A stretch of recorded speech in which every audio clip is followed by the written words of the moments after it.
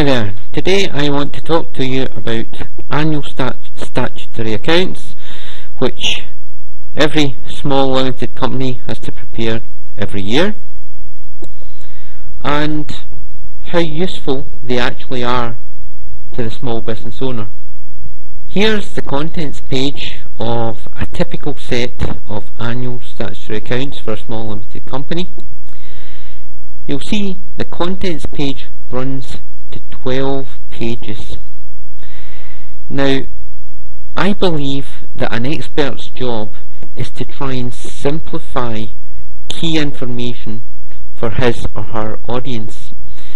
And when I speak to small business owners, when they receive 12 pages of numbers and notes, it's simply information overwhelm.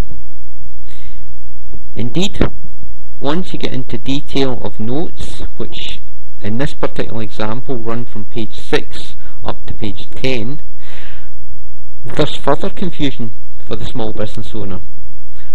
I have yet to meet a small business owner who fully understands, for example, deferred tax accounting.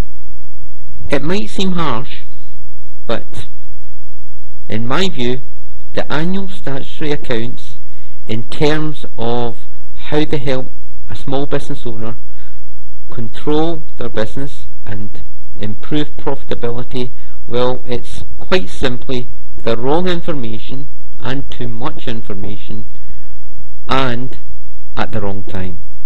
And you know what's worse? You pay for the annual statutory accounts, but who actually gets the benefit? Really, the annual statutory accounts for a small limited company are government obligations. The government obliges you to provide a set of annual statutory accounts if you run a limited company. Those annual accounts go to Companies House to be filed every year, and they go to HMRC, who use them to help calculate and establish the corporation tax liability of the company. So, as I say, you pay for the annual statutory accounts, but it's HMRC and Companies House who actually want them. So, that's the way it is. How should it actually be? What do you actually need to help you improve profitability as a small business owner? I believe you just need a few key numbers presented on one page, and you need to see those numbers every month, and those key numbers need to be delivered fast. I believe we've got a real game changer for small business owners in terms of cloud accounting. It now makes it possible to produce those one-page profitability reports very quickly after each month end, and also very inexpensively.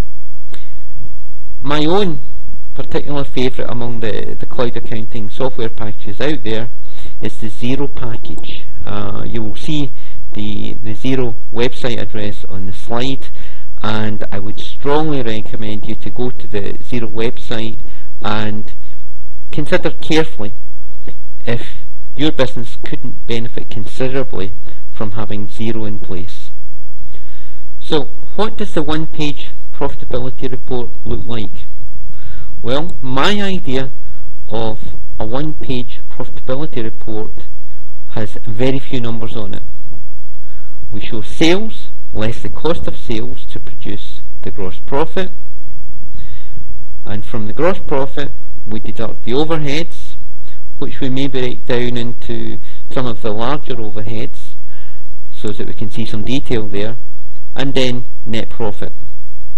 Key point to note, the net profit that I would show there would be the net profit before any salary or earnings for the director of the company, and also, key point to note, that net profit figure is before tax.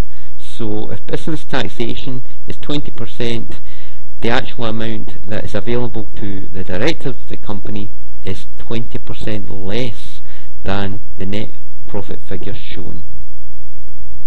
So I would contrast the old world of the traditional accountant and his traditional statutory accounts like this. Under the traditional accounting reports, the annual statutory accounts, it's quite possible that a small business owner with a 31st of December year end would actually find out the results for the month of January 2014, be it profit or be it loss, in August 2015. And even at that, the January 2014 profit or loss figure will be rolled up into an annual total for the year ended 31st of December 2014. The reason I'm suggesting it may be August 2015 before those numbers are actually seen is because annual statutory accounts need to be lodged with Companies House at the latest 9 months after the end of the accounting period.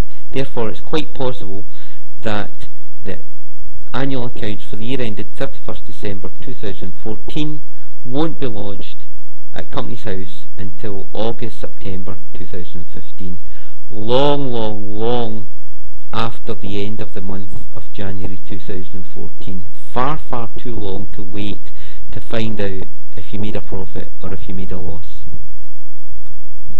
The new world of the one-page monthly profitability report allows the small business owner to see the January 2014 profit or loss figure and know that figure before the end of 28 February 2014. An entirely different setup. The key point is, the quicker you know your profit or loss result for any particular month, the quicker you can take remedial action if there are profitability issues shown up in that month's figures. So that brings us to the end of this short video. I hope it's been interesting to you, and I hope it's maybe raised one or two questions in your mind as a small business owner as to the type of information that you receive on your profitability and on the timing of that information. If you have any questions in relation to improving profitability in your business, or indeed improving cash flow, then please feel free to email me on jim@gwmbusinessadvice-accountancy.com. I'll be more than happy to personally reply to your questions.